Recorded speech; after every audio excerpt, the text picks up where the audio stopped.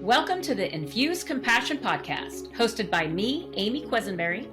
And me, Mark Carpenter. We are on a mission to make this world a kinder place for us all by bringing healthier human connection to communities, families, and organizations of all types and sizes. Our goal is to create stronger relationships, more inspired teams, increased trust, and improved results. So let's get started with more ways to infuse compassion into our world.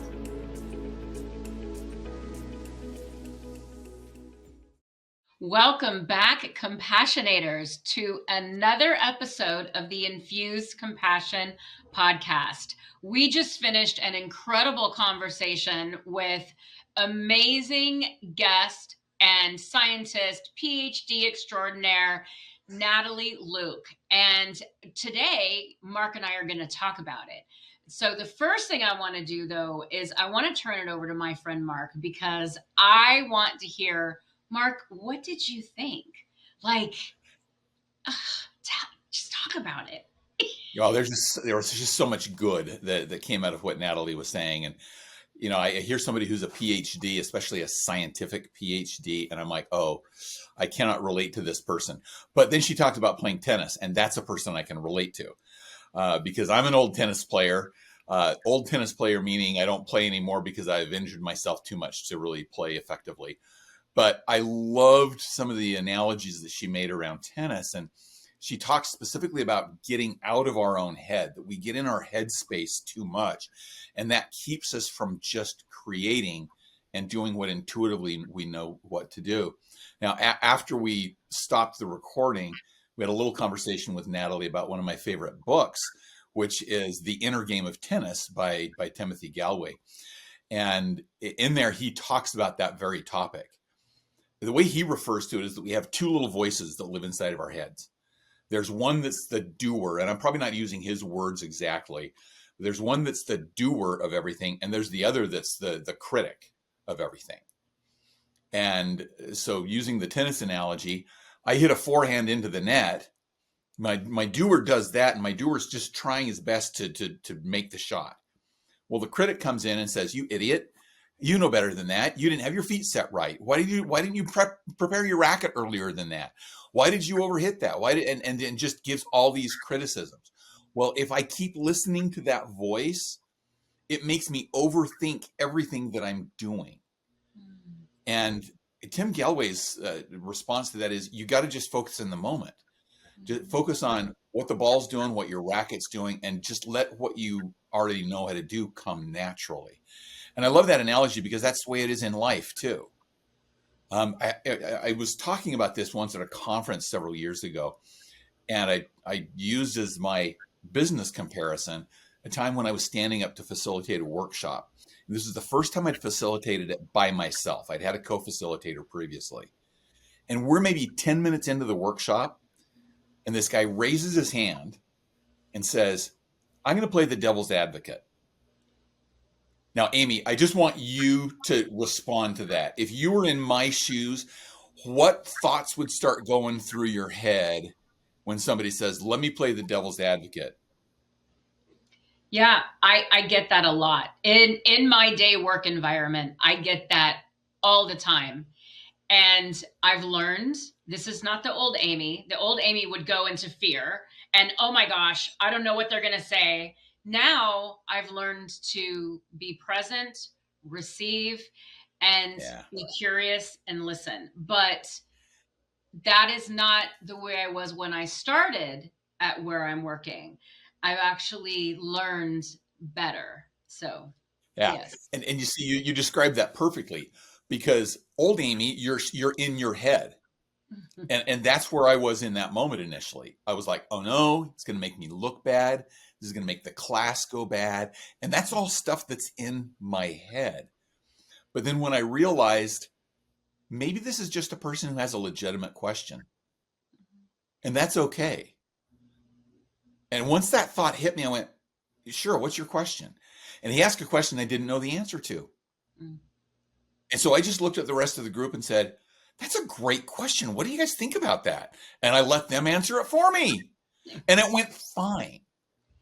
But until I got out of my head and got out of that mode of this is going to go bad for me, I couldn't do the very natural response, which was just to open it up and let's have a discussion about the question, which is being more in the moment and really listening and being able to do that.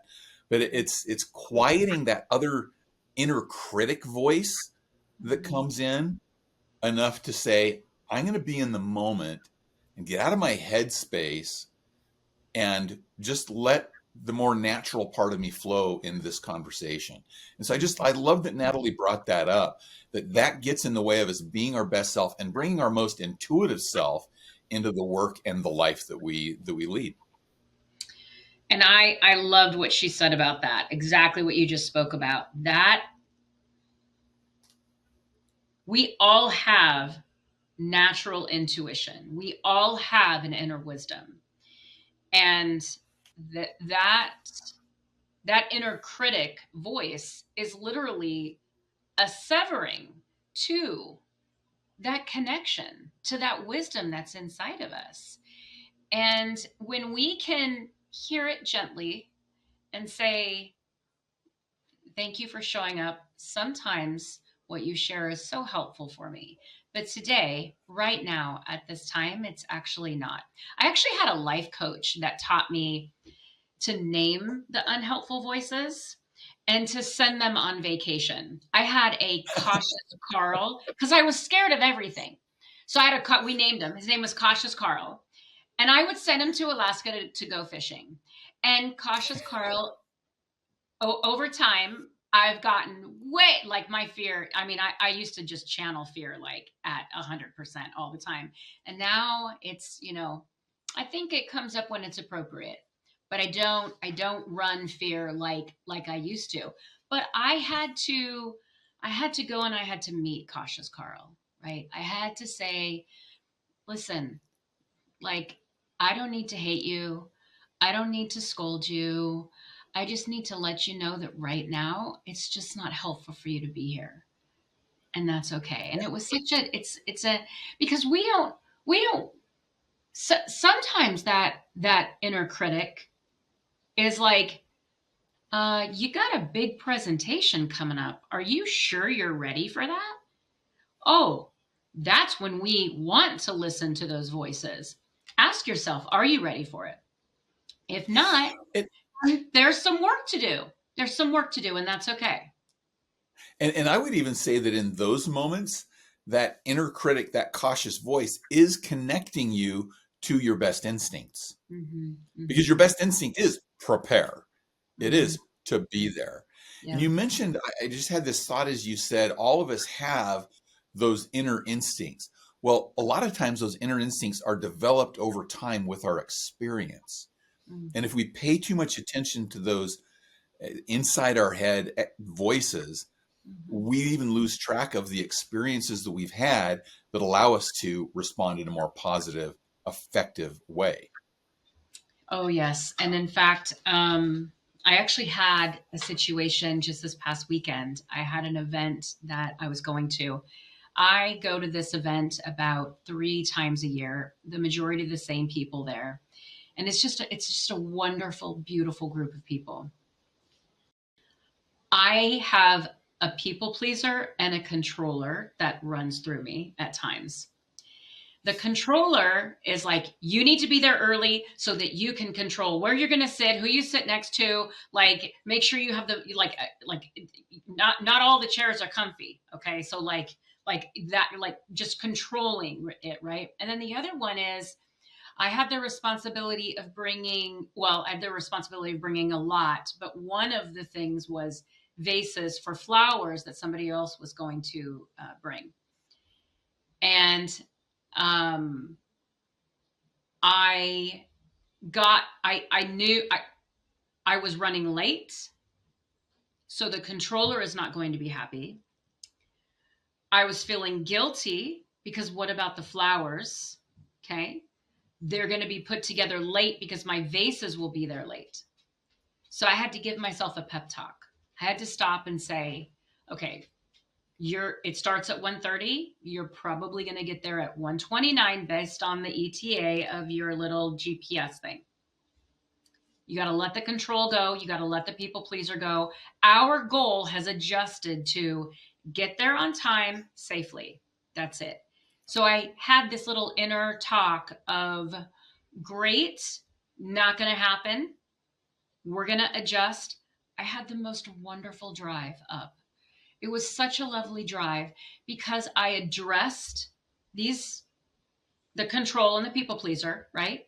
I addressed it and I said, we have a different plan and it's going to be this. And they were like, okay, I'll just sit in the back seat and I won't say a word or whatever, right? And it was so lovely. I got there at 1:29 and they had the most beautiful vases, way more beautiful than anything I would have bought. And the flowers looked amazing. So there you go. Yeah. Yeah. Yeah. It is interesting that setting the expectations, kind of setting our own expectations in the moment. Yeah. Now, Amy, you were really gracious to let me jump in with what stood out to me in our conversation with Natalie. I want to put that back to you. What were some of the points that jumped out to you in our conversation with Natalie Luke in the previous episode? Yeah. So, I've shared a couple of them, right? I think one of the things was, I loved in the conversation how she spoke about the network for her daughter. That in this program that her daughter is going through in college, there's a network. And I'm calling this out because when we think about unsealing you, right? When we think about unsealing you, so much of what we're going, where we're going, what we're doing, our network is helping us experience that, right? And through my Start with Compassion journey, as I've evolved the program, my network has expanded extensively. And so much of the goodness that happens in my life is due to the network that I have. And I'm so incredibly grateful. When I think about so many of the people who showed up at our conference last year, some of our sponsors, it's part of that network, right? It was incredible. Yeah. There's one more big one that I want to share, and it's actually something that you said, Mark. But did you want to comment on the network before I take us here? Yeah, if I could, I think that'd be really that'd be great. And she talked about even asking the question, "Tell me something I don't know about myself." And I know she was talking about it in the context of using AI and Chat GPT, but I think that's something great that you can do with your network when people really get to know you, is have them open up some blind spots to you. We didn't talk about it here specifically, but in other areas that I've heard Natalie speak, she even talked about interviewing people that are in the direction you want to go and listening to the answers that they give to some of the questions you have and using that to say, oh, this is how I could answer some of those questions going forward too. And so just tying into what you said, that network is so important. Don't discount the people that come into your life, even people who may seem like they want to be getting something from you. They're probably going to be giving you something in the return for that too. If you're looking for it and you're looking for opportunities to, what can I learn from these other people? What can I gain from them, where we can support and strengthen each other and really unseal our own, each of our potentials. Yeah. And I just want to add one more thing on this, that a network is like a garden, right? You've got to water it. You've got to pull the weeds, right? And you've got to, I know a lot of people who talk to their flowers, they talk to their vegetables. You can't just ignore them, right? You really have to nourish this. A network is something to be cherished. It's something to be valued. It's something to invest in. And so how are we as individuals contributing to our network? Because it's not just about us. It's about these wonderful people that are in our circle. And It's not a one-way street. Reciprocity is a powerful experience, right? Um, you said Absolutely. you said something that you said unsealing you. Ah! So you gave it a different spin. You gave unsealing you, and my head like popped off and then had to come back on my neck again. But you said it unsealing you, SEAL. Natalie is sealing like the ceiling above your head. Yours is SEL like a seal on a can, right? A paint can, Yeah. really sealed in tight, right?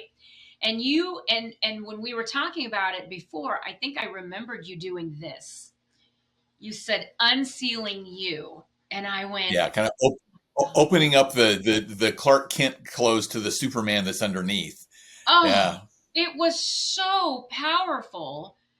I hadn't envisioned this, and I'd had conversations with Natalie prior to this, and I hadn't imagined that unsealing. And so to see you do this visual, to hear you say it, I was like, and you're literally unsealing, unlocking all of this goodness, and you're sharing it with the world. Like, and how empowering, how beautiful, how liberating is that? And going back to what she said, truly trusting your inner self. Imagine the vulnerability and the bravery and the courage that you have to be willing to do this.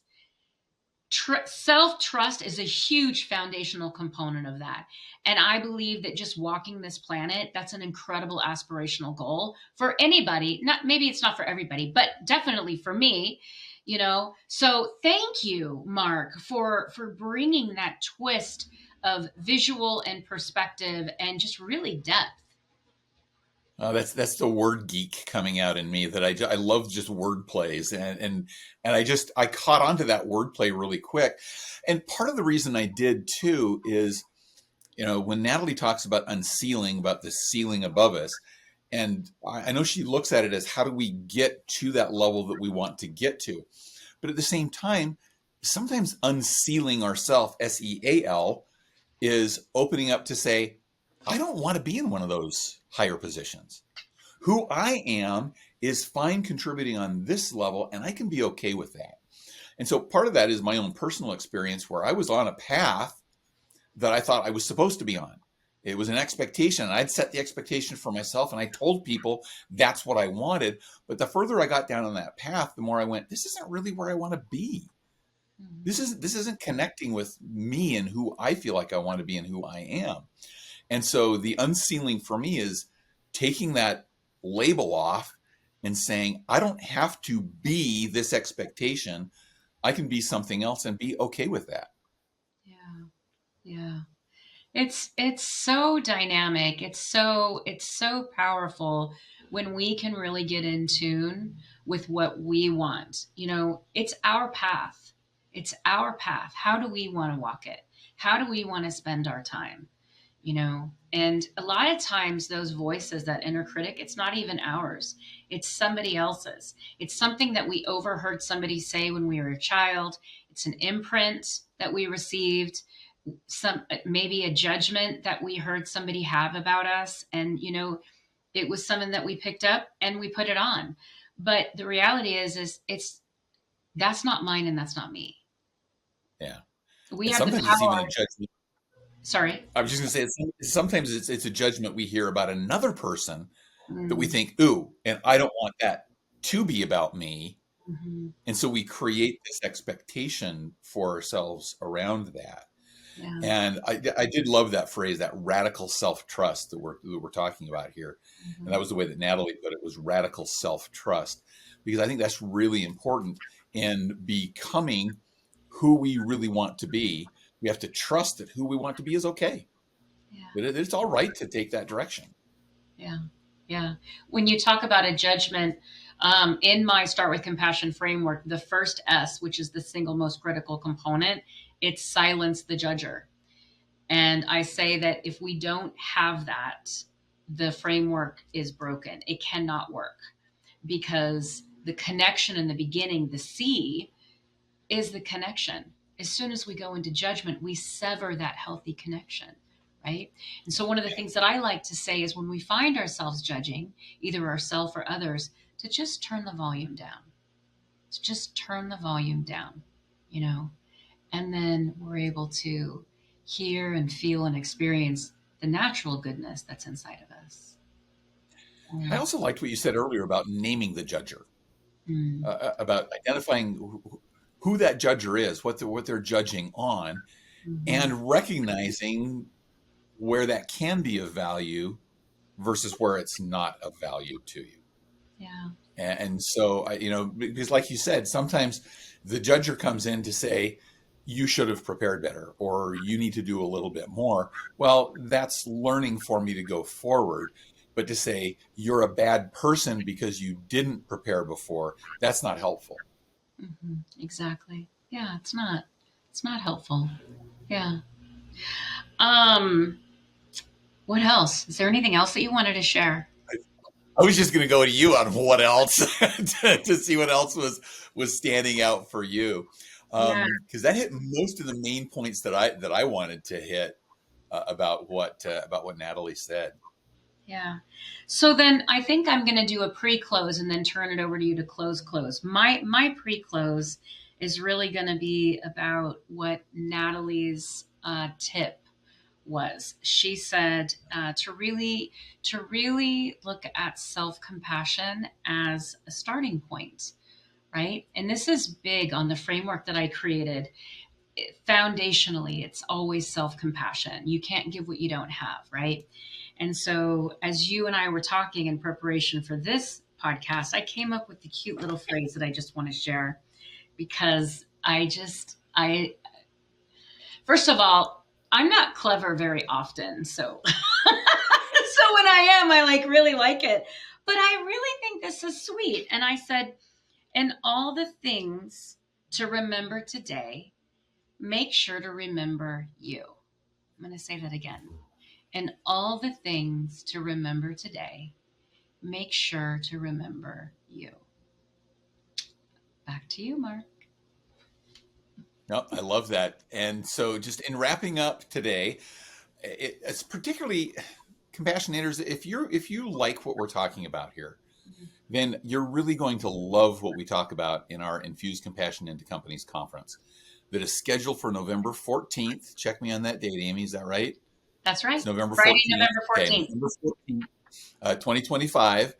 And we would love to have you join us. Registration is already open. We're getting our speakers lined up. We've got several that I'm really excited about already. We'll make announcements here very soon around that.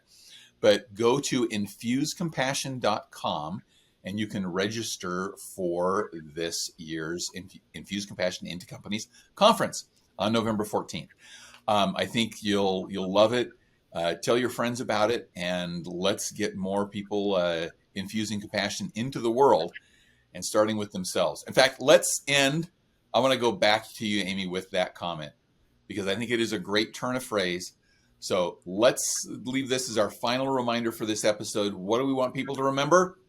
And all the things to remember today, make sure to remember you.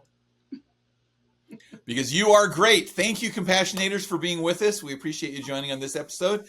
And join us next time for another episode of the Infuse Compassion podcast. Bye. Thank you for joining us for this episode of the Infuse Compassion podcast. If you enjoyed the conversation, please share a review and like the podcast so other Compassionators can join us. Until next time, let's all do something each day to infuse compassion into the world. For more information on our guests, see the show notes. For more information on Mark and Amy, go to infusecompassion.com.